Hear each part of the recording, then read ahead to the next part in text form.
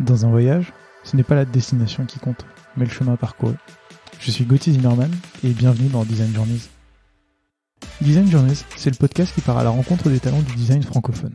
À chaque nouvel épisode, je discute avec un ou une designer à propos de son parcours, de son métier et de son quotidien. Mon objectif est de comprendre et de vous partager leur processus créatif, leur méthode de travail et leur façon de se réinventer. Bonne écoute! Bonjour Tiffaine. Bonjour. Je suis très content de te recevoir dans ce nouvel épisode de Design Journeys parce que c'est la première fois que je reçois quelqu'un qui travaille dans un studio et c'est également la première fois que je reçois quelqu'un dans le podcast qui travaille sur des produits physiques et non des produits digitaux. Et je pense qu'aujourd'hui on va apprendre plein de choses que je ne connais pas et que les auditeurs ne connaissent pas non plus. Et avant qu'on parle de tout ça et qu'on rentre dans le vif du sujet, est-ce que tu voudrais bien te présenter et nous dire qui tu es, s'il te plaît? Oui, avec plaisir. Je m'appelle Tiffaine. J'ai créé le studio La Racine il y a 5 ans. Moi, ça fait 10 ans que j'habite à Paris. J'habitais avant en Italie. Et avec cet objectif, je suis quelqu'un d'assez passionné par les savoir-faire de la main, en fait, et puis aussi industriel, qui m'intéresse autant. Et c'est cette passion-là que j'ai voulu aborder d'une manière ou d'une autre dans mon travail. Et ça s'est fait sous l'angle plutôt du design, mais aussi de la stratégie de marque, de tout ce qui va avec le design. Je commence déjà à parler boulot. Non, mais on va revenir dessus parce que tu l'as un peu évoqué, tu parlais du design. Et la première question que j'ai toujours pour mes invités, c'est comment on en est venu à justement travailler dans l'univers du design et à faire du design? Parce que si j'ai bien mené mon enquête, toi, tu as commencé par une école de commerce en faisant du marketing haut de gamme. Exactement. Et après, petit à petit, tu es passé par Christian Dior. Ouais. Et après, Émile Henry. Ouais. Et comment t'en es venu dans tout ce parcours-là, justement, à monter un studio de design et de réflexion sur la stratégie de marque? Comment ça a découlé? Alors, en effet, moi, j'ai fait des études, une école de commerce, avec tout ce que ça implique de positif et des choses qui résonnaient aussi un peu moins en moi. Et à mi-parcours, je me suis dit, est-ce que je suis vraiment sur la bonne voie? Puis finalement, je me suis dit, il y a peut-être quand même des choses que je pourrais faire ou qui pourraient m'intéresser. Ça m'a amené à travailler sur les marques, on va dire sur le haut de gamme en tout cas. C'était quand même un sujet qui m'intéressait. Comment on fait pour bien mettre en valeur une marque? Comment on fait pour raconter, partager aussi des valeurs, peut-être au-delà de simplement un produit, mais avoir un discours un peu plus humain, mais justement sans être dans le bullshit, en fait. Ça, c'était vraiment ma préoccupation pendant plusieurs années. Et donc, j'ai commencé de manière un peu classique à travailler dans le luxe chez Christian Dior. Et puis ensuite, chez rien à voir, dans une PME familiale bourguignonne de 200 personnes qui s'appelle Émile Henry et qui fabrique de la céramique pour l'art de la table et notamment pour la cuisine. Une entreprise familiale, c'est la 6e génération aujourd'hui, si je me trompe pas. Donc quand même une entreprise qui a 160 ans d'existence et qui quelque part a aussi les codes du luxe, puisque c'est cet héritage finalement un peu ancien aussi, avec un savoir-faire très spécifique, un ancrage territorial, mais qui n'était pas du tout au même niveau que Christian Dior, par exemple. Donc, mon job m'a amené déjà dans une première partie à avoir un job très terrain, puisque je m'occupais vraiment du développement en Italie de la marque.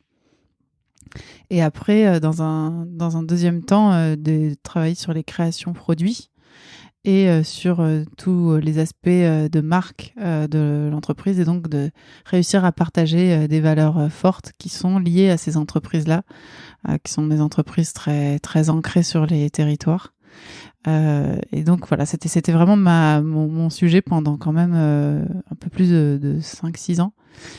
Et ça m'a vraiment donné envie d'accompagner d'autres entreprises qui se trouvent dans ce même cas de figure, c'est-à-dire des entreprises parfois anciennes, mais parfois nouvelles, mais qui partagent ce rapport très particulier à la matière, qui ont envie de fabriquer, et de fabriquer en faisant évoluer aussi en permanence les process et surtout en impliquant aujourd'hui la question écologique qui est très importante, mais qui s'attachent quand même à fabriquer des objets du quotidien en France et qui se battent. On peut vraiment utiliser ce mot pour ça parce que il y a plein de barrières.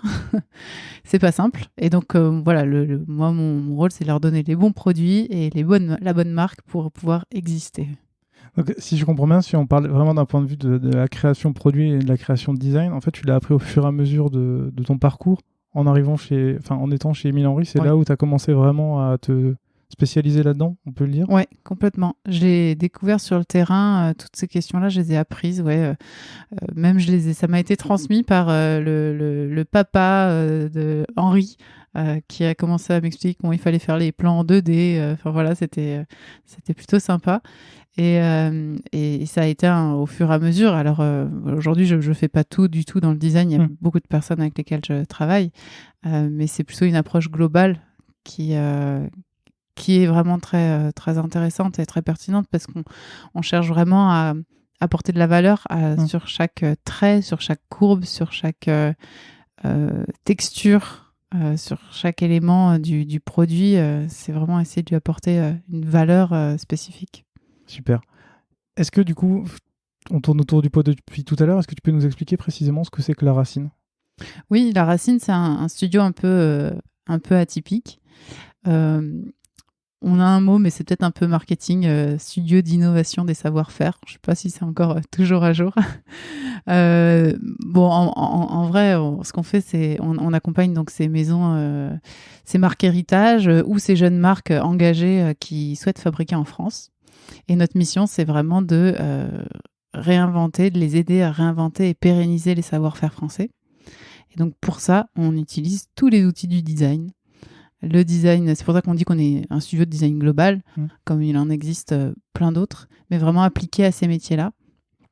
Et qu'est-ce qui fait que tu as décidé de te concentrer vraiment uniquement sur ces métiers-là et sur vraiment cette niche en fait, parce que vraiment les métiers comme ça uniquement en France, c'est vraiment très très spécifique et j'imagine qu'il n'y en a pas tant que ça et que c'est vraiment particulier.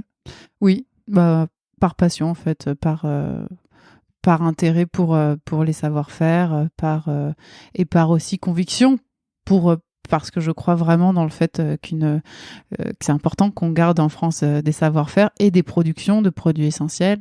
Ça me semble vraiment indispensable.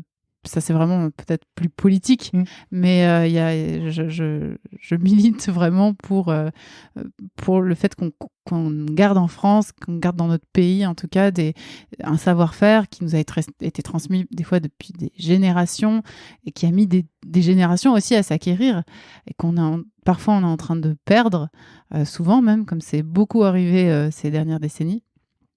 Et je pense que c'est extrêmement important qu'aujourd'hui, on continue à les faire perdurer, mais surtout qu'on les réinvente. C'est vraiment qu'on amène du dynamisme dedans.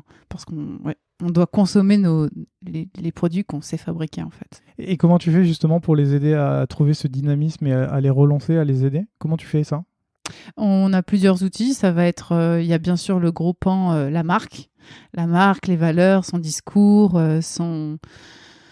sa raison d'être. On va vraiment travailler avec les outils un peu classiques d'agence sur la plateforme, construire vraiment une plateforme de marque pertinente qui est vraiment ancrée, qui est vraiment dans les racines du coup de l'entreprise.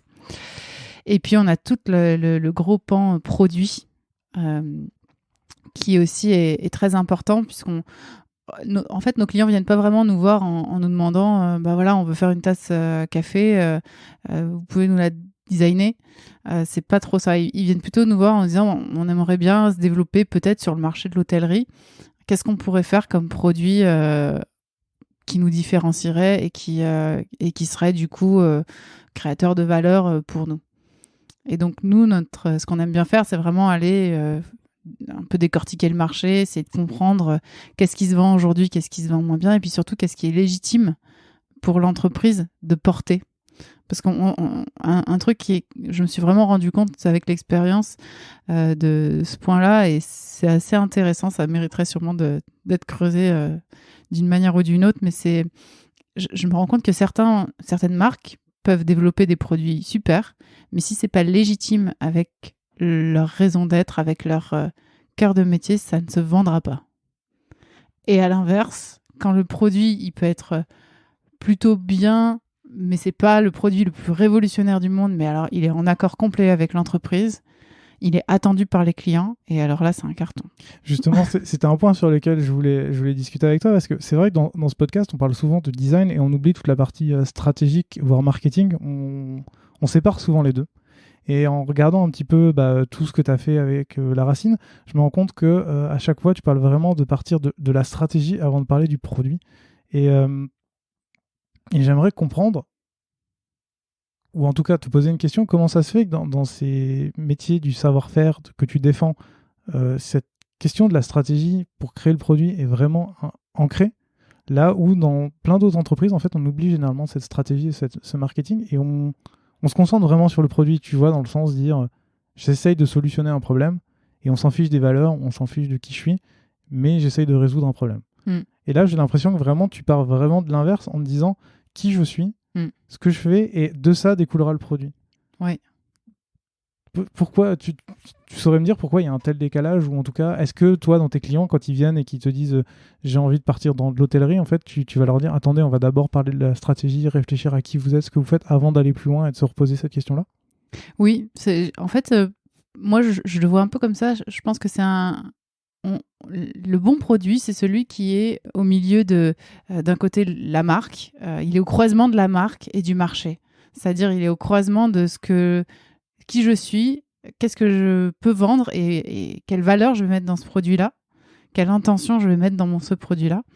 Et en face, le marché qui, bien sûr, a une réalité, des niveaux de prix attendus et aussi des tendances. Enfin voilà, il y a certains types de produits qui sont plutôt attendus par le marché. Et donc, le bon produit, c'est pas celui qui correspond juste au marché, en fait. C'est vraiment celui qui est au milieu. C'est celui qui, ok, il est en lien avec ce qu'attend le marché, mais surtout, il est porté par l'entreprise. Il est capable d'être porté et c'est-à-dire vraiment, il entre naturellement et de manière très légitime avec ce qu'est l'entreprise. C'est intéressant. Et du coup, moi aussi, j'ai fait des études de commerce, et tu vois, toute cette partie stratégie marketing, je m'en suis un peu éloigné après 6 ans dans le produit.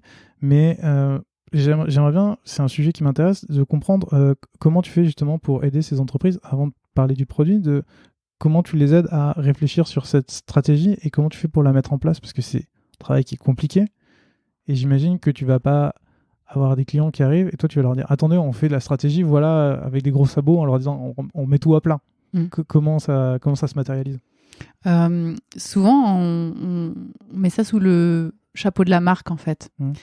C'est la première étape avant même de parler produit, c'est de savoir en effet qui on est et de savoir, et c'est vraiment de la psychanalyse de marque, en fait.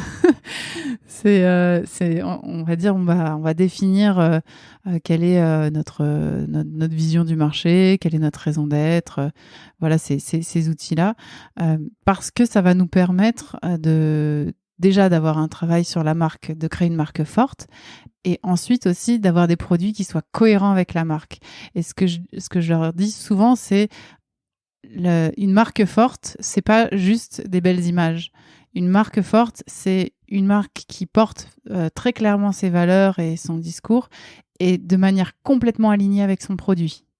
Si le produit est en décalage avec la marque, ça ne fonctionnera pas. Ça sera juste des belles images, et puis au final, c'est ce qui nous fait penser que beaucoup de marques, ou certaines marques, nous vendent du vent, en fait. C'est parce qu'elles ont des belles images, mais alors le produit derrière... Et en fait, notre rôle, et c'est là où c'est intéressant, je trouve, de lier stratégie et design, c'est comment un produit, dans sa courbe, dans ses traits, dans son dessin, peut être porteur des valeurs qu'on a définies en amont. Et avant de parler de ça, parce que ça m'intéresse vraiment, ouais. je voudrais savoir, quand tu parles de la stratégie, est-ce que tu as des exemples à nous donner de comment tu as accompagné des clients pour les aider sur leur stratégie? J'imagine qu'il n'y a pas de formule magique et que chaque client il y a des moyens de développer leur stratégie, mais comment tu t'y prends quand quand un client arrive et que tu dis, OK, il faut refaire la stratégie, qu'est-ce qui se passe en fait derrière?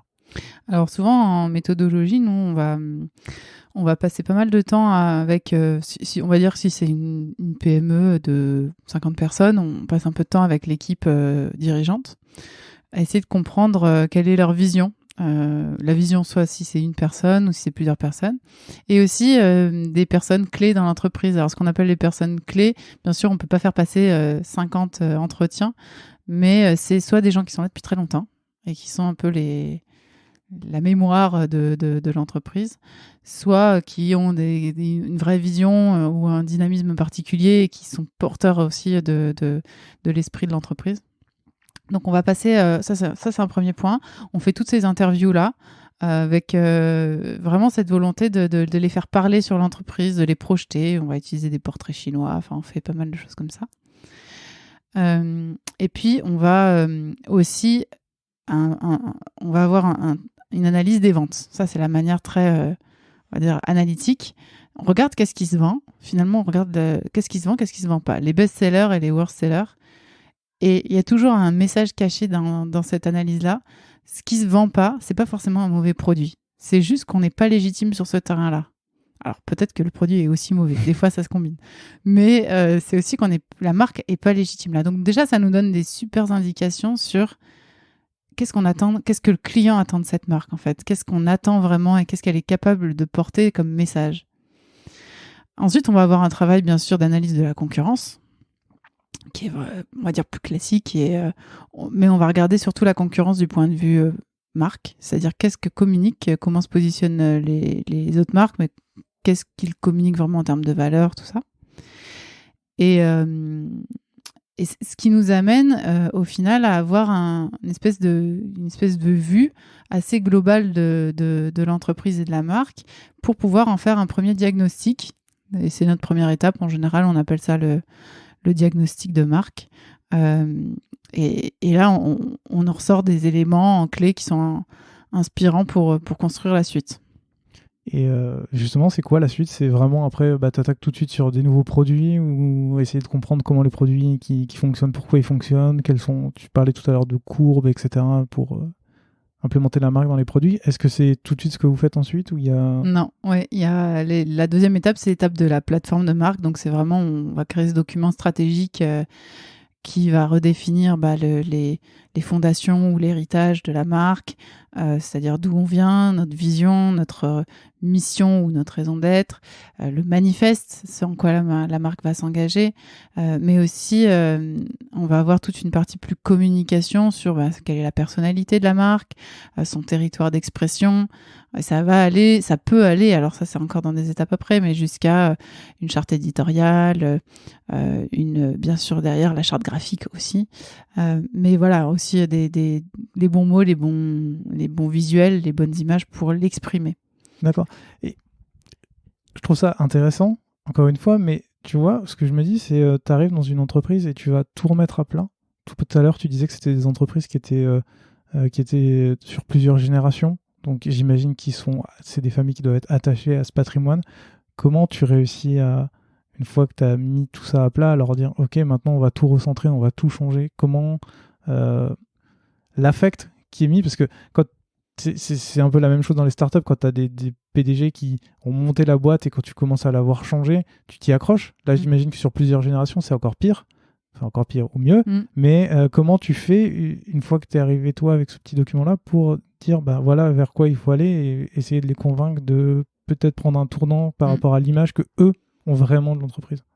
En général, déjà, si on a signé une mission ensemble, c'est qu'il y avait une volonté ou en tout cas un sentiment qu'il y avait besoin d'éclaircir les choses. Je repars sur ton exemple de tout à l'heure où tu disais j'arrive pour essayer de rentrer sur le marché de l'hôtellerie, tu vois. Oui. Marché de l'hôtellerie et d'un coup refaire toute la stratégie ou l'image de marque, c'est un peu différent, et c'est pour ça que je te pose la question. Oui. Alors par exemple sur cet exemple-là, c'est vrai, si on nous demande on voudrait aller sur ce marché-là de l'hôtellerie, nous on va poser la question, est-ce que vous êtes très à l'aise avec la marque, avec qui vous êtes, avec ce que vous faites, vos savoir-faire, tout ça? Et bien sûr, quand on creuse un petit peu, on a toujours un travail à effectuer. Alors ça nous arrive de pas repartir du début. S'il y a déjà une plateforme de marque qui a été faite récemment par une autre agence et qui est solide, nous, on a plaisir à se baser dessus et simplement aider à le retranscrire dans le produit. Comment ça peut se transformer en produit. Mais on va pas toujours tout reprendre de zéro non plus. Justement, comment tu fais pour transformer cette stratégie en produit ? Quelles sont les étapes ? Donc, pour le produit, donc c'est typiquement, on connaît un petit peu les intentions de l'entreprise commerciale, hein, typiquement le marché de l'hôtellerie. Et on se dit, maintenant on a défini la marque en amont. On sait ce qu'elle est capable de porter, c'est-à-dire, je peux prendre l'exemple d'Émile Henry, qui est une entreprise avec laquelle j'ai beaucoup travaillé, puisque du coup j'ai été salariée pendant plusieurs années et c'est aujourd'hui toujours notre client, et voilà, c'est une marque qu'on connaît très bien. Émile Henry, à un moment donné, faisait des assiettes, mais aussi des cocottes, des tagines, des plats pour aller au four. Ils étaient très connus pour les plats à four, ça a toujours été leur produit principal. Et les assiettes, ça se vendait un petit peu, mais pas vraiment. Il fallait faire beaucoup d'efforts pour les vendre, faire de toutes les couleurs, Bon, et finalement, c'était assez épuisant. Et quand on a fait tout ce travail de stratégie de marque, ce qui est ressorti, c'est vraiment l'idée que Émile Henry, en fait, c'est la cuisine. C'est la cuisine généreuse, c'est le partage, c'est l'esprit bourguignon, ils sont en Bourgogne, le partage de père en fils depuis des générations. Et donc, tous les produits qui étaient finalement destinés à de l'usage individuel, une assiette, un gobelet, un petit plat individuel, toutes ces choses-là, ça a été supprimé radicalement du catalogue. Et ça a fait du bien à l'entreprise. Pour le coup, ça, c'est des choix difficiles. Il faut quand même avoir un patron assez visionnaire ou qui fait confiance sur ces stratégies-là. Mais ça a été complètement supprimé du catalogue et ça a permis de te dire, en fait, on a un nouveau champ de créativité qui est intéressant. C'est qu'est-ce qu'on peut faire demain pour créer des produits, pour sortir un petit peu de ce plat à four qu'on a fait en carré, en rond, en rectangle, en triangle, on n'en peut plus. Qu'est-ce qu'on peut faire comme produit, mais généreux pour le partage, parce que c'est ce que doit porter la marque. Et c'est là qu'on a par exemple lancé la gamme pour faire le pain à la maison, qui est aujourd'hui une des meilleures gammes chez Émile Henry. Et est-ce qu'on peut par exemple prendre ça comme exemple pour en discuter, pour reprendre de zéro? Comment, une fois que tu t'es dit, il faut, ce que tu viens d'expliquer, qu'il faut faire plus pour de la cuisine généreuse, comment vous en arrivez à un moment à se dire, on va faire quelque chose pour faire du pain? Quelle est la démarche à ce moment-là? Parce que pour moi, c'est pas évident tout de suite, tu vois, de se dire entre une cocotte minute et de quoi faire du pain. Ouais. C'est assez, une cocotte minute, un plat qui va au four. Ouais. Quel a été le cheminement? Alors là, on va souvent analyser aussi les tendances cuisine. Alors typiquement, les tendances du marché. En plus, la cuisine, c'est vraiment un marché sur lequel il y a beaucoup de tendances pour les passionnés de cuisine. Il y a aussi un marché de la restauration qui est très dynamique et qui amène encore plus de dynamisme. Et la cuisine à la maison, c'est aussi un marché qui a ces tendances. Donc on analyse ça, on fait souvent une analyse des tendances qu'on va d'ailleurs présenter aux clients. Voilà, aujourd'hui, le marché, c'est vraiment ça. Puis on regarde ce qui est, bien sûr, les tendances qui peuvent avoir un attrait avec l'entreprise. C'est-à-dire, quand c'est la tendance des plats en sauce, de la cuisine traditionnelle, là, forcément, il y a un lien avec Émile Henry. Si c'est la tendance de la cuisine millimétrée, voilà, comme on a vu, des cuisines très, très pointues, presque scientifiques, là, ça résonne pas du tout avec la raison d'être de la marque. Donc ça, on l'élimine, en fait, naturellement. Et donc, on va regarder un petit peu quelles sont les grandes tendances du marché. Et on va croiser ça avec aussi tout ce qu'on est capable de faire avec l'appareil de production d'Émile Henry. On sait qu'on est capable, d'Émile Henry ou de n'importe quelle autre marque, on est capable de faire du rond, on est capable de faire du carré. Dès qu'on monte au-dessus de 18 cm, c'est compliqué. Voilà, on s'approprie vraiment toutes ces manières de fabriquer. Et là, on essaye de concevoir les bons produits qui peuvent demain avoir un vrai intérêt pour le client. Et on va proposer une vingtaine d'idées, par exemple. Des fois, c'est un peu moins. Des fois, ça dépend des clients. On va proposer des idées et des pistes dans lesquelles ils vont venir piocher, en fait. Et justement, ces idées, c'est des idées, on va dire, plutôt macro, du style, par exemple, autour du pain, où c'est vraiment, vous arrivez avec des idées déjà d'un plat à pain préfet, déjà maquetté, on va dire, et vous le montrez et vous dites juste, ça peut être ça. Ouais, c'est plutôt ça. On essaye d'être assez concret dans la démarche. Bien sûr, on dit il y a cette grande thématique, et du coup, on a imaginé ça dans cette grande thématique. Et donc, forcément, en fait, quand on dit pain, on peut faire plein de choses dans le pain.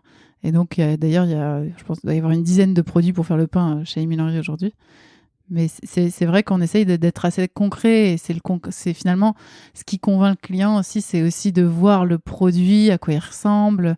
Parce que si on dit demain, on va faire, je sais pas, des boîtes à vrac. Si je le dis comme ça, c'est peut-être pas super engageant. Mais en fait, si on dit, en fait, on va apporter un nouveau regard sur le vrac, le regard Émile Henry, c'est-à-dire qu'est-ce que c'est le vrac généreux, le vrac esthétique dans la cuisine. Et justement, ces maquettes que vous apportez, parce que, encore une fois, moi j'ai un point de vue de quelqu'un qui travaille sur des produits digitaux, où en fait, moi je montre des maquettes à longueur de journée dans ma boîte, mais en fait, dès qu'il y a un truc qui va pas, je le modifie sur mon écran, ça va vite, c'est assez simple à faire. Pour un produit physique, j'ai vraiment cette idée dans ma tête, qui va me dire si elle est correcte ou pas, que c'est vraiment très long à faire parce que tu dois trouver les matières qui sont les bonnes, après tu dois t'assurer, parce que tu disais tout à l'heure qu'elles peuvent être vraiment fabriquées, ensuite il va y avoir toute cette phase où tu vas créer le prototype, et après tu vas le montrer, puis tu vas devoir le faire en sorte qu'il puisse rentrer dans l'appareil de production. Est-ce que c'est vraiment ça ? Est-ce que c'est vraiment, ça prend autant de temps que ça de créer un produit physique, la maquette d'un produit physique ? C'est vrai que c'est long. Il y a une longue partie après, quand on a fini la 3D, en fait. Quand on a fini la 3D, on va passer en plan. Et donc, du coup, d'abord, vous commencez déjà par faire du... J'ai peut-être passé une étape, mais en fait, comment ça se passe de bout en bout, en fait ? Moi, je suis peut-être déjà arrivé à la fin où c'est déjà physique. Ouais. Mais quelle est toute la partie qui vient avant justement la sortie de ce produit ? Avant, on va avoir on va dire le cheminement de design assez classique, où on va nous crobarder, dessiner, puis passer en 3D assez rapidement pour avoir une première projection, même si elle n'est pas parfaite. Si ça intéresse le client, on va aller plus loin, on va aller la creuser, la 3D. Donc tu vas quand même montrer cette 3D à tes clients ? Oui, ouais, tout à fait. Au moment où on dit voilà toutes les idées qu'on a, ça permet de projeter. Et en même temps, ça permet on n'a pas passé des journées dessus non plus. Et on dit, bien sûr, il faudra creuser si jamais ça vous intéresse. Donc après, une fois si le produit est sélectionné, si l'idée est sélectionnée, on va aller la creuser. Et peut-être qu'on avait montré quelque chose de rond, mais qui finira par être carré ou ondulé. Et ça va évoluer quand on va le creuser. Donc nous, on va faire des allers-retours avec le client en 3D. Et puis au bout d'un moment, quand c'est une plus grande entreprise, on va travailler avec le bureau d'études internes qui a pour rôle justement de prendre notre 3D, de le remettre dans leur outil CAO à eux et de le faire fabriquer par l'usine ou par l'atelier. Donc derrière, il y a cette étape-là qui pour nous est super utile parce que bien sûr, on ne pourrait pas adapter notre 3D à tous les outils de production. Et puis qui donne souvent lieu à un premier proto. Alors qu'on fait en général pas toujours dans le circuit classique. On essaye d'avoir ça peut être un proto en impression 3D, ou ça peut être aussi un proto mais travaillé autrement, sans forcément faire tous les moules au départ, parce que en fait ce qui est aussi compliqué dans le produit, c'est que les moules coûtent très cher. Donc ça dépend dans quel métier, mais souvent les moules peuvent coûter assez cher.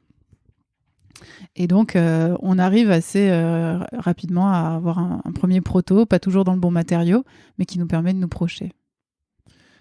Tu parlais tout à l'heure des bureaux d'études qui sont en interne. Du coup, vous intervenez plutôt en amont de cette partie-là et après, c'est les ingénieurs qui vont s'en occuper. Ouais. Mais dans les plus petites entreprises, comment vous faites ? Vous allez déléguer à d'autres entreprises qui vont essayer d'imaginer des moules ou essayer d'imaginer des prototypes ?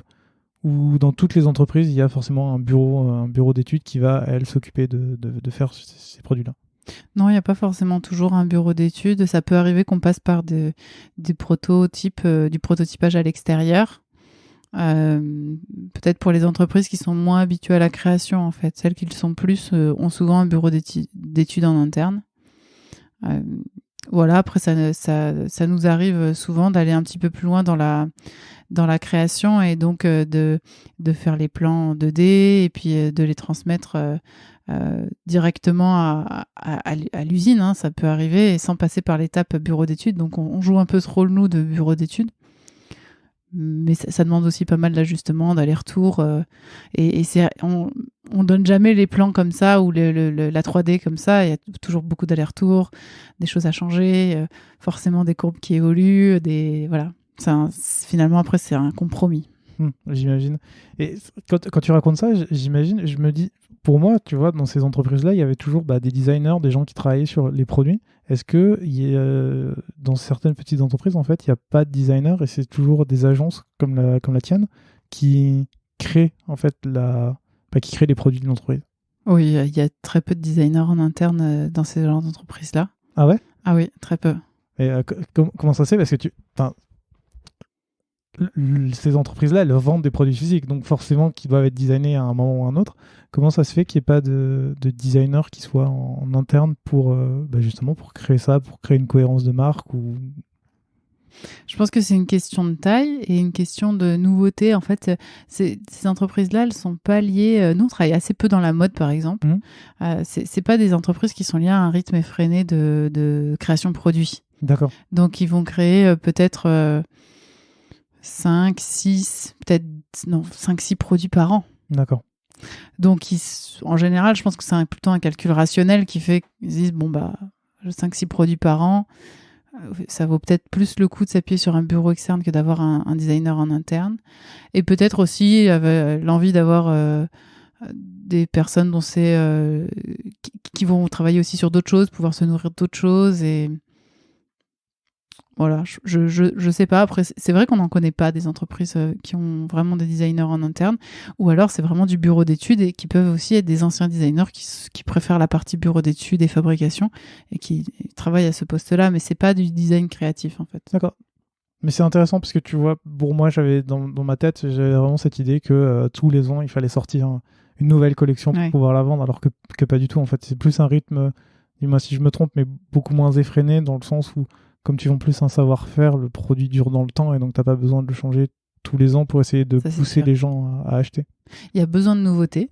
Ils ont quand même besoin de nouveautés pour intéresser les Galeries Lafayette, pour intéresser les acheteurs. En fait, ils ont besoin de nouveautés. Mais ils n'ont pas besoin disons que le cycle de vie du produit est long. On essaye de créer des produits pour 10 ans, pour 20 ans, pour 30 ans. En fait, les best-sellers, c'est souvent les produits qui sont là depuis 50 ans. Je prends un verre chez La Rochère, qui est un client à nous, qui est une entreprise qui a été créée en 1475. Donc, c'est une entreprise, c'est l'une des plus vieilles entreprises de France.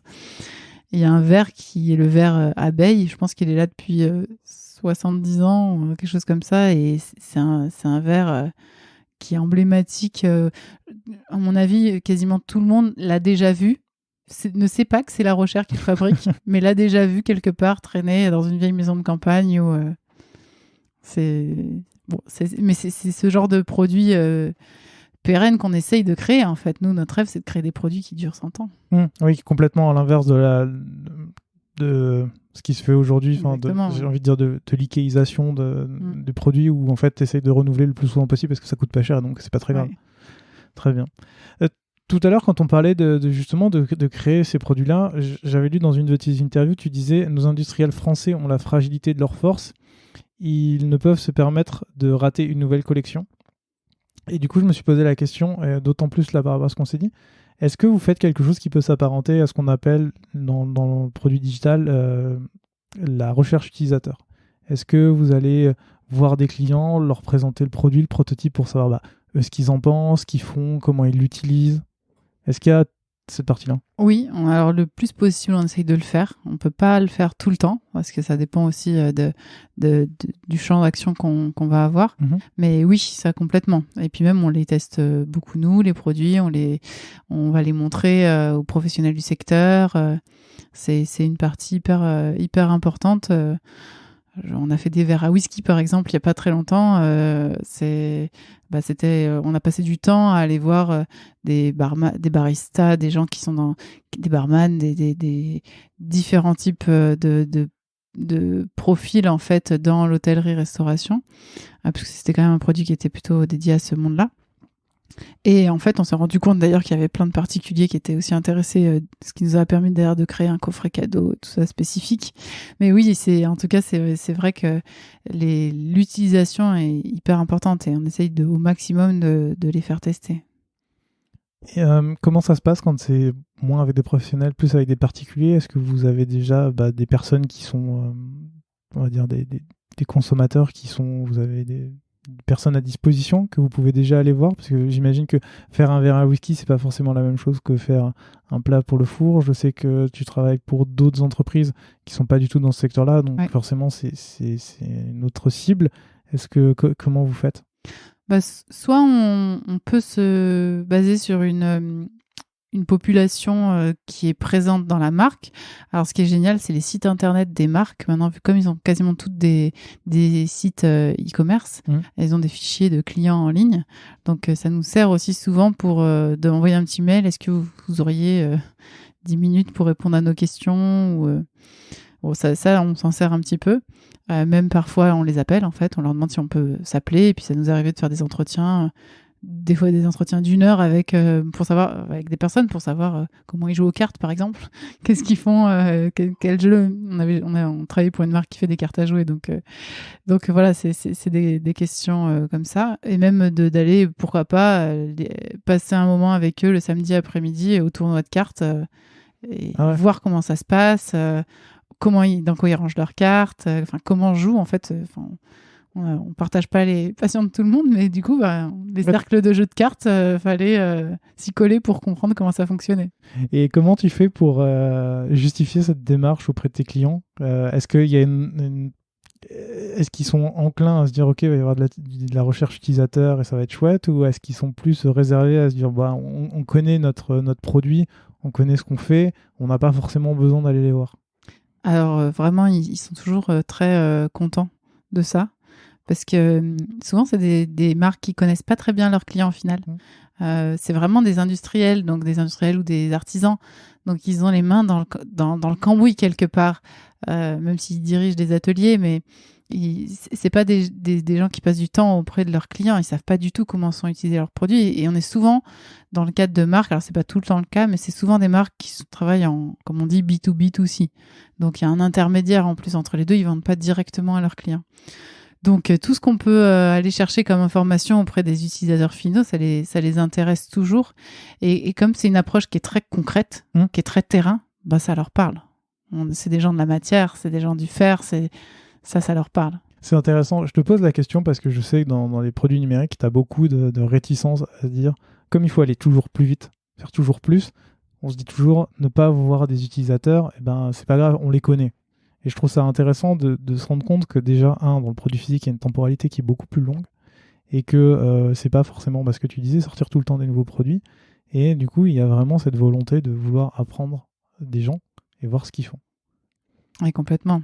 On a fait une grosse étude, justement, j'en parle, ça me fait penser à Émile Henry, où on avait pris 10 personnes et on était simplement allé dans la cuisine, on avait ouvert tous les tiroirs, tous les placards, et on a dit ça, on avait pris tous les produits, tout ce qu'on voyait, vous l'utilisez pourquoi, quand, à quel moment. Et les gens se rendaient compte, ça c'est mon plat à gratin, je l'utilise pas souvent. La dernière fois que j'ai utilisé, c'était il y a au moins 2 ans. C'est vrai que je pourrais le jeter, je pourrais le donner.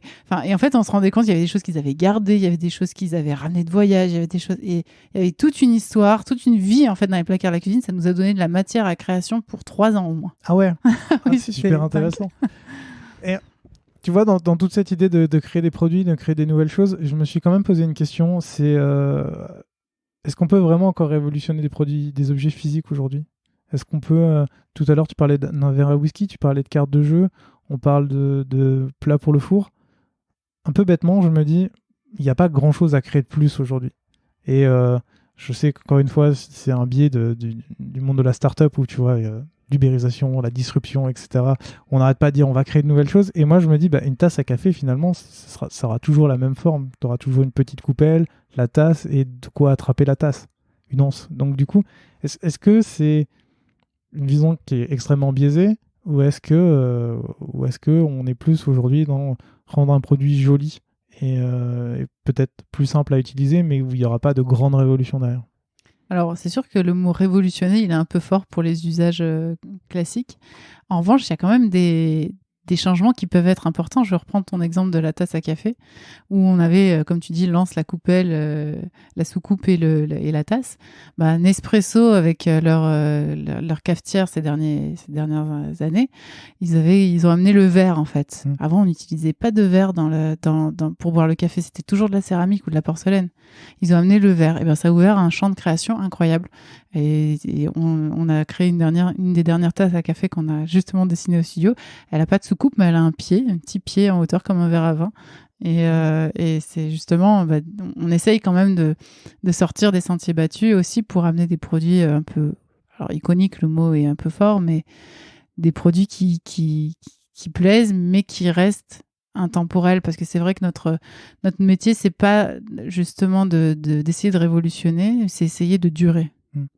Surtout pour ces entreprises-là. Un investissement dans des moules, c'est tellement cher qu'il faut le rentabiliser sur du temps. Et donc, un produit trop à la mode, on sait que ça ne marchera pas. Ou un produit qui va répondre à un besoin très éphémère, on n'ira pas. On va aller sur des produits qui vont durer dans le temps. Mais finalement, je pensais aussi cette logique, cette envie dans le numérique aussi de faire des choses qui durent et ne pas défaire et redéfaire en permanence. J'aimerais bien. Mais c'est aussi le problème qui est que comme tout change et que tu peux avoir de plus en plus de clients, mais qu'en fait les produits, les plateformes évoluent, tu dois t'adapter, donc tu dois faire ça. Là où, et c'est ça qui est intéressant dans ce que tu disais d'Iconic, c'est que si tu utilises une tasse à café en verre, ça sera peut-être toujours la même forme, mais finalement, t'as pas besoin qu'elle change tous les 2 jours, t'as pas besoin une fois qu'elle soit plus haute, plus petite, Après, ça dépend de la longueur de ton café, bien sûr, mais tu vas avoir une tasse dédiée ou... Donc, je pense que c'est un peu différent et que dans le numérique, ça évolue tellement vite que en fait, t'as pas le choix que de t'adapter et tu peux pas recréer une nouvelle plateforme à chaque fois. Mais on essaye de créer de l'affectif aussi avec les produits. C'est peut-être ça qui permet de justement les faire durer dans le temps c'est un sujet d'un des épisodes qui sortira bientôt, qui sortira avant que le tien ne sorte, mais où on parlait justement de mettre sur les plateformes numériques beaucoup d'images de marque et en fait justement donner cette sensation de beaucoup plus d'émotion dedans, ce qui existe moins dans les plateformes numériques, où celles qui réussissent bien justement réussissent à faire ça. Et je pense justement que le parallèle peut être fait là aussi avec le produit physique, où justement ce que tu disais, tu mets de l'émotion et donc tu t'attaches au produit, là où par exemple un logiciel tu t'y attaches pas forcément, et quelque part heureusement. Mais je trouve ça du coup très intéressant de se rendre compte que tu révolutionnes pas les usages, mais en fait tu t'adaptes à des nouvelles matières, des nouvelles formes, et que grâce à ça, l'objet va durer dans le temps et va être apprécié. Cela dit, en faisant ma recherche, j'ai découvert que alors j'ai complètement oublié la marque, mais que tu avais travaillé sur un panier à fruits dans lequel tu pouvais mettre des produits en dessous, par exemple comme des oignons, et au-dessus des fruits. Et en voyant ça, je me suis dit que c'était hyper intelligent pour gagner de la place et en même temps pour faire en sorte que certains fruits qui pourrissent plus vite que d'autres soient à l'air libre alors que d'autres sont cachés. Et là, par contre, je me suis dit, il y a quelque chose. Et il me semble que ça, tu l'as découvert en discutant justement avec des utilisateurs aussi. Exactement, ouais. C'est pour Émile Henry, c'est la même marque. Une coupe de conservation, on a appelé ça.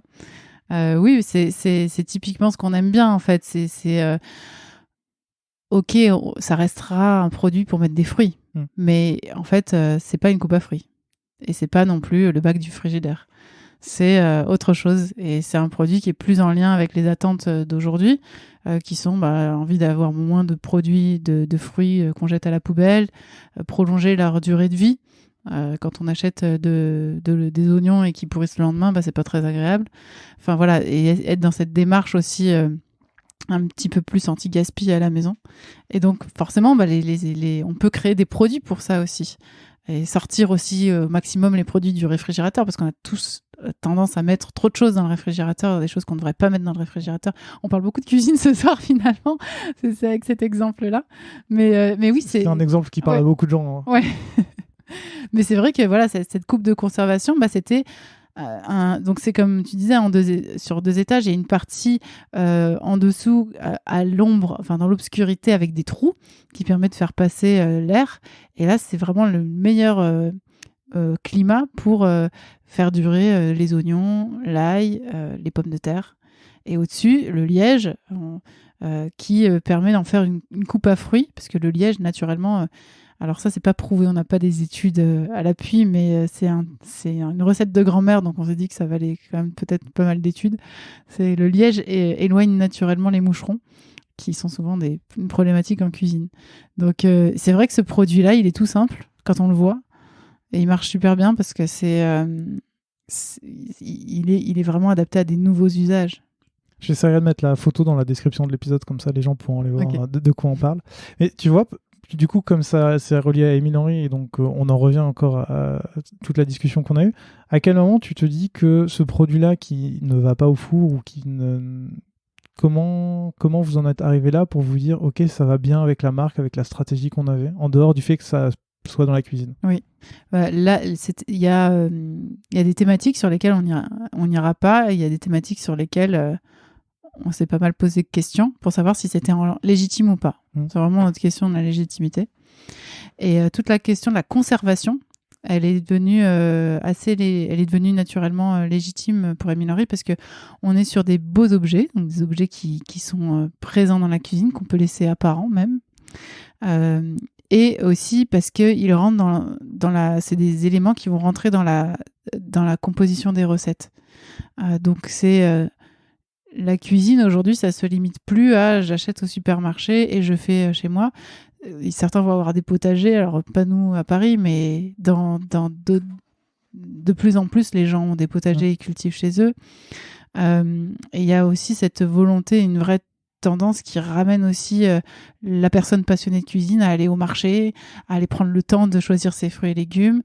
Et donc forcément, toute cette question de conservation, elle touche aussi les clients d'Émile Henry, qui sont des gens qui aiment cuisiner, qui aiment la cuisine familiale. C'est pas des grands chefs, c'est des amateurs de bonne cuisine. Et donc forcément, ça touchait aussi ces personnes-là. Donc pour nous, on est vraiment sur le client de la marque. Compris. Et une fois que le produit il est fait, il est construit, comment vous assurez que... En fait, j'ai 2 questions. C'est plus comment vous assurez qu'il fonctionne bien, c'est-à-dire que les gens l'achètent pour sa fonction première, et comment vous assurez aussi que les gens sont satisfaits en dehors du fait que ça se vend. Comment on s'assure dans le temps que c'est un bon produit dans son fonctionnement et dans sa façon d'être? Alors ça, nous, on a souvent un peu plus de difficultés à le faire, puisque une fois que le produit est lancé, nous, on est sur d'autres sujets et on essaye d'avoir le maximum de retours de l'entreprise, qui souvent nous dit, voilà, ce produit fonctionne bien. Mais encore une fois, eux, le temps que le produit aille chez le client final, il faut déjà un petit moment. Après, ce qui est quand même très pratique, c'est les commentaires sur Internet qu'on va regarder forcément. Et puis comment le produit est utilisé, est-ce qu'il est, en plus les gens prennent des photos des produits dans leur cuisine, si on pense à Émile Henry, mais même des meubles les gens prennent beaucoup de photos des produits qu'ils ont reçus, donc et les commandent, donc c'est très instructif et c'est souvent assez sympa d'ailleurs de voir ça. Tu disais que vous développez le produit, le temps que le client le mette en place, vous êtes passé à autre chose. Ça veut dire qu'une fois que vous avez travaillé sur un produit ou sur une gamme de produits pour un client, vous passez à quelqu'un d'autre et vous ne suivez pas ce client dans le temps, ou j'imagine qu'en tant que studio, ça doit dépendre, mais est-ce qu'il y a des clients que vous suivez dans le temps? Oui, tout à fait, oui. On suit dans le temps, mais c'est vrai que notre temps est un peu compté. En tout cas, on travaille sur plusieurs sujets à la fois, en fait. On aimerait bien faire un sujet, on arrête un autre sujet, mais c'est pas possible. On travaille sur plusieurs sujets en même temps, ce qui est d'ailleurs quand même intéressant, mais après, une mission peut se terminer, puis après, forcément, on a toujours besoin de nouveaux produits, ou alors on va avoir besoin de savoir comment lancer la gamme de produits. C'est aussi un sujet marque qui est parfois une question qu'on peut nous poser. Donc, faire un accompagnement là-dessus aussi. Et puis nous aussi, renvoyer vers les bonnes personnes, des gens qui vont aider à faire des vidéos, des choses comme ça. Justement, je sais que tu en parlais tout à l'heure, c'est que vous n'êtes pas qu'une agence de design. ou en tout cas, tu as toute la partie communication et pas que de design produit. Et là, tu en parles un petit peu. Comment ça se passe une fois que le produit est sorti? Est-ce que vous travaillez aussi, par exemple, sur le packaging, ou il y a d'autres entreprises qui s'en occupent? Comment ça se passe, le suivi, cette partie d'après? Oui, tout à fait, c'est possible. S'il n'y a pas de graphisme en interne, des fois ça peut arriver que le client le fasse en interne, mais nous, on a plaisir justement à accompagner le produit jusqu'au bout et travailler aussi sur le packaging, travailler aussi sur l'argumentaire, écrire les textes qui vont avec. C'est pour ça que c'est intéressant parce que tout le monde n'est pas toujours à l'aise avec concevoir ou rédiger les textes qui accompagnent les produits et inversement, tout le monde n'est pas hyper à l'aise avec la bonne photo, créer le bon visuel. Donc on essaye de mutualiser nos savoir-faire entre le design et la stratégie et voire même le sourcing, puisque j'en ai pas parlé, mais c'est une grosse part aussi de notre activité, c'est le sourcing Made in France. Donc voilà, avec nos différents savoir-faire, on essaye d'accompagner au mieux le produit derrière. Le sourcing, c'est les personnes qui peuvent, par exemple, travailler la matière ou travailler... Tu peux nous en dire plus? Oui, en fait, c'est une activité assez récente, c'est pour ça que c'est pas encore un automatisme pour moi d'en parler, mais ça fait 1 an maintenant qu'on l'a mis en place et on le développe, justement, on va le développer dans le cadre d'une plateforme numérique. Mais l'idée, c'est vraiment d'accompagner. En fait, c'est parti de l'idée, nos clients qui sont, je reprends l'exemple, on va garder le même, Émile Henry, qui fabrique de la céramique, en fait, qui a le savoir-faire de la céramique, à un moment donné, a eu besoin de travailler sur un autre produit qui est des gants et des maniques pour le four. Sauf que forcément, en tant que fabricant français, on n'a pas envie d'aller fabriquer à l'autre bout du monde quand on fait d'autres produits, mais c'est pas du tout leur savoir-faire de travailler le textile. Donc là, ils nous disent, est-ce que cette partie-là, on peut vous la sous-traiter? C'est-à-dire, on vous sous-traite le design, le concept de produit, mais on va vous sous-traiter aussi le sourcing. Et donc, en fait, c'est venu là. On avait de plus en plus de demandes. Vous connaîtriez pas l'atelier qui pourrait nous aider à faire ci, à faire ça. Et on a voulu professionnaliser un petit peu tout ça. Et justement, là, le projet sur lequel on travaille activement, c'est cette plateforme de sourcing qui a pour but d'aider toutes les personnes qui veulent lancer une gamme de produits ou une marque en France à trouver facilement leur fabricant français. Parce que c'est assez complexe aujourd'hui. J'imagine. Et est-ce que l'objectif aussi, c'est de faire le lien avec vous pour justement aider ces entreprises qui veulent se lancer à réfléchir à justement toute leur stratégie de marque et leurs produits? Tout à fait. Ouais, c'est pour ça qu'on veut que ce soit une plateforme gratuite, un service gratuit, mais qui bien sûr derrière peut nous permettre de connaître des nouvelles entreprises et éventuellement de travailler ou pas ensemble dans le futur. Ça marche. J'ai encore quelques questions pour toi et il y en avait une qui m'intéressait particulièrement à la croisée en fait de la marque et du produit. C'est dans un article tu disais que certaines entreprises, que ces entreprises-là du terroir français doivent garder leur image tout en étant dans l'air du temps. En fait, moi, j'ai l'impression qu'aujourd'hui, dans l'air du temps, c'est vraiment l'idée de faire de moins en moins. J'ai noté le nouveau logo Burberry, je ne sais pas si tu l'as vu, qui était très stylisé avec un logo avec un cheval vraiment stylisé aussi. Et du jour au lendemain, ils ont fait à peu près ce que tout le monde fait aujourd'hui. C'est un logo flat, vraiment genre des grosses lettres et un truc qui ressemble à n'importe quelle autre marque. Comment on fait du coup pour garder son image et être dans l'air du temps, sachant que l'air du temps, c'est a priori de plus avoir d'image? Ça, c'est vraiment... on peut dire que c'est plutôt le luxe qui est quand même dans cette idée de grosses capitales, cette image très simplifiée. C'est vrai qu'on cherche aujourd'hui quand même à simplifier, puisque des fois, quand on doit faire des remises à des liftings d'identité visuelle, on part de logos qui sont hyper dessinés, c'était même pas des logos en fait, c'était des dessins, des illustrations, et on va chercher forcément à les simplifier. Après, je pense que ça va dépendre de la patte de chaque studio. Nous, notre patte, c'est vraiment de quand même essayer de faire sortir ses spécificités. On aime bien garder de la complexité quand même dans les identités parce il y a de l'histoire derrière, ça montre vraiment une différence. Et puis, c'est pas des marques connues. Alors, je pense qu'on avait parlé d'Émile Henry, La Rochère. S'il y a quelqu'un qui nous écoute et qui les connaît, c'est génial. Alors moi, pour le coup, je connaissais La Rochère avant qu'on discute, donc avant même qu'on prépare cette émission.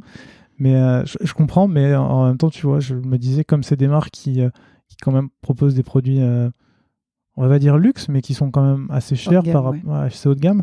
Je me demandais pourquoi ne pas suivre cette tendance-là, mais je comprends que c'est pour quand même garder une identité un peu différente du reste. Oui, et puis peut-être que justement, comme tu dis, c'est une tendance. Et combien de temps dure une tendance ? Ça, on le sait pas. On sait qu'on est quand même vers plus de minimalisme, mais ça reste une tendance et on s'en méfie beaucoup, en fait. Peut-être que bientôt on verra un logo Louis Vuitton vraiment très fin, sans plus aucune identité. Bon, j'ai un doute, mais... Un dernier point, c'est vraiment, j'ai l'impression que dans toute la réflexion de la création de produits que vous avez à la racine, il y a vraiment quand même toujours le marketing qui est présent. Et ça m'a étonné en préparant cette émission parce que je vis dans un milieu où, en fait, généralement, le produit et le marketing sont vraiment séparés, où c'est deux entités qui se parlent quasiment plus et où quand elles se parlent, il y a du mal à faire la jonction entre les deux. Et je me demandais pourquoi, de ton point de vue et toi, par rapport à toutes tes expériences, comment tu peux expliquer que dans ces entreprises-là, le marketing et le produit restent vraiment attachés et restent ensemble, en fait. Déjà, c'était un peu le pari de départ de la racine, c'était de se dire, au lieu que chacun soit de son côté, on va essayer de rassembler marketing design parce que finalement, on pense un peu aux mêmes choses, mais on n'a pas du tout le même vocabulaire. Mais finalement, on va faire un peu les mêmes choses. Pour le marketing, c'est des consommateurs. Pour le design, c'est des utilisateurs. On va regarder les usages pour le designer. On va regarder les habitudes de consommation. Mais en fait, au final, on a des outils différents, mais qui sont très proches et qui ont dans le travail sur le produit, en tout cas dans le développement produit. Après, marketing, c'est très large, ça veut un peu tout et rien dire, mais en termes de marketing développement produit, c'est quand même assez proche de ceux du designer. Et ça m'a sauté aux yeux quand justement je travaillais sur la création produit chez Émile Henry, puisque je travaillais aussi avec des designers qui avaient des approches différentes mais similaires. Et je me suis dit, c'est dommage que ce soit pas plus lié, parce que justement, on peut vraiment plus se nourrir l'un de l'autre pour gagner en cohérence. Et j'avais vu aussi les écueils d'une stratégie, en tout cas pour ces entreprises-là, qui, d'un côté, on avait le marketing en interne, la stratégie, tout ça, et puis on avait demandé à un designer de nous créer un produit avec peut-être un brief qui était ce qu'il était. Et au final, le produit n'était pas hyper aligné, on sentait qu'il n'y avait pas eu beaucoup de dialogue entre les deux. Et comme c'était la patte du designer, enfin voilà, bon, et au final, on n'avait pas forcément eu le succès escompté. Et ça crée pas, ça n'avait pas créé le produit qu'on imaginait. Donc, ce que j'ai pu observer, en tout cas pour ces entreprises-là, c'est qu'il y a vraiment ce besoin de cette très forte cohérence. Et je pense que c'est dû au fait que, avant d'être des marques, ces entreprises, ça reste des fabricants. Et leur premier moyen de communication, c'est le produit. C'est pas des entreprises qui ont des gros moyens en plus en communication. Ils feront jamais de pub télé. Ils feront, enfin, voilà, peut-être des reportages au JT, mais c'est tout, quoi. Et du coup, le premier, vraiment le véhicule de la marque et de la communication, c'est le produit. Donc si on fait une super marque et un produit pas assez lié à la marque, et vice versa, hein, si la marque est pas assez liée au produit, je pense que on crée pas de marque forte. En fait, on n'a pas d'impact sur le marché. Donc on a vraiment besoin de sentir que la marque transparaît dans le produit et que le produit transparaît dans la marque. En fait, c'est un cercle vertueux. Tu viens de parler d'un sujet qui m'intéresse, et tout à l'heure tu disais il y a un designer qui a fait un truc dans son coin, c'est pas forcément avec la marque, mais on voit qu'il y a quand même pas mal de designers stars, si je puis me permettre, qui eux parfois font des collections pour une marque. Est-ce que c'est quelque chose qui justement peut être en cohérence avec la marque, si c'est quelqu'un qui est en extérieur, qui n'est pas imprégné de la marque comme vous le faites quand vous créez des produits, ou est-ce que c'est quelque chose qui va pas forcément marcher? Je sais pas si vous travaillez justement avec des designers stars je les appelle comme ça, de renommée, justement pour travailler sur des gammes de produits spécifiques, ou si c'est quelque chose qui va à contresens de ce que fait la racine. Alors moi, mon regard dessus, c'est je pense que c'est vraiment complémentaire, mais c'est pas le même objectif. quand on va travailler avec un designer star, en général, ce que veut l'entreprise, c'est bénéficier de son image et donc bénéficier de sa communication derrière. C'est... Même si, voilà, faut dire les choses. Et bien sûr, c'est encore mieux si le designer partage des valeurs proches de celles de l'entreprise et que on n'a pas juste pris celui qui avait la plus grosse communauté Instagram. Enfin, c'est quand même bien s'il est bien choisi en lien avec l'entreprise. Après, je pense que on crée pas tout à fait le même type de produit. Avec un designer star, on va créer un produit image, c'est-à-dire un produit qui incarne aussi la patte du designer, puisqu'on vient le chercher pour sa patte. Donc c'est presque une collab, presque. Ouais. Enfin, on n'est pas dans l'expression pure de l'entreprise. Et on peut faire ça, c'est super d'avoir une stratégie comme ça, mais pour moi c'est indispensable à côté d'avoir aussi des produits qui sont créés avec les pures valeurs de l'interne et dans la pure cohérence de l'interne. Les deux sont indispensables, et si on crée que avec des designers stars, en fait on va diluer au bout d'un moment sa marque. Et parce que ça sera des collabs différentes. C'est ça, c'est une marque à collab en fait, mais quelle est son identité à elle? C'est ça, en fait, on va se diluer. Et je pense que c'est le risque pour les entreprises qui ont cette stratégie-là, en fait. Ok. Ça me fait juste penser à une dernière question que j'aurais dû te poser depuis le début, mais à la racine, on parle de toi depuis tout à l'heure. Vous êtes combien et qui s'occupe de quoi? Alors, on est 5. Il y a Tania qui s'occupe de toute la partie design produit, pour le coup, qui est purement designer. Et qui s'occupe aussi de la direction artistique, de la communication quand c'est nécessaire derrière. Il y a Cécile qui s'occupe de la stratégie de marque avec moi, donc elle va avoir un regard aussi sur toute la partie purement stratégique des marques et de la communication. Il y a Benjamin aussi qui lui s'occupe de toute la partie sourcing France et du développement de la plateforme. Et Missia qui nous rejoint bientôt, qui elle est aussi designer et a aussi un regard graphique très intéressant. D'accord, parce que j'allais dire, une designer pour tout ce que vous avez à faire, ça fait quand même pas beaucoup. Non, ouais, elle est surchargée. Ouais, j'imagine. C'est pour ça que je te posais la question. Donc c'est elle vraiment qui s'occupe de tout. Elle est toute seule en fait à faire ça, ou parfois vous faites appel aussi, on va dire, à des freelances pour venir vous aider, ou c'est vraiment elle qui incarne? Ça peut arriver, ouais, de faire appel à d'autres personnes de l'extérieur. On a un réseau qui fonctionne assez bien. Et là, bon, du coup, c'est vrai que on avait pas mal de sujets design, donc on s'est dit que c'était nécessaire d'avoir une deuxième personne en interne qui nous aide. C'est pas moi qui vais dire le contraire.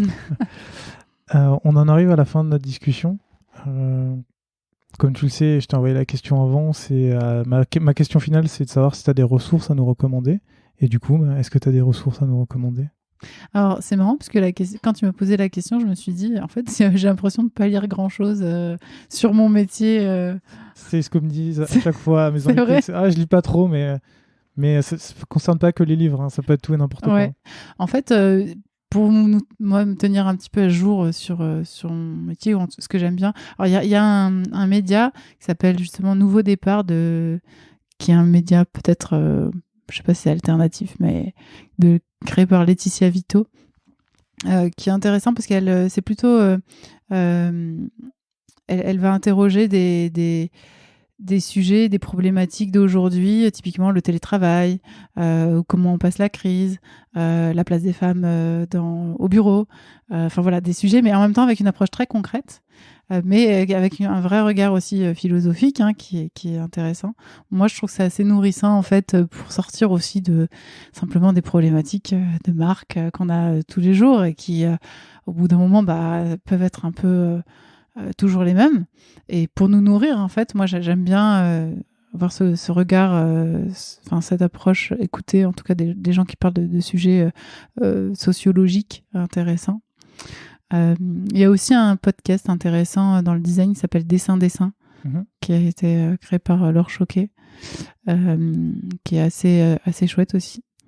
Et puis sinon, c'est plutôt moi des salons ou des rencontres, des événements sur lesquels on va. Il y a des petits événements, même des fois pas des gros salons, mais les rendez-vous de la matière, des petits showrooms qui vont avoir un regard un peu avancé, un peu pointu sur certains éléments et que j'aime bien aller visiter régulièrement. Super. Si des personnes veulent te contacter pour parler de ton travail, pour en savoir un peu plus, on les renvoie vers quelle plateforme ? Vers la racine, vers mon profil LinkedIn, c'est encore plus simple. Ça marche, et je le mettrai dans la description. Super. Écoute Tiffaine, merci beaucoup pour cette heure qu'on a passée ensemble, c'était très intéressant. Merci à toi. À très bientôt. À bientôt. Salut.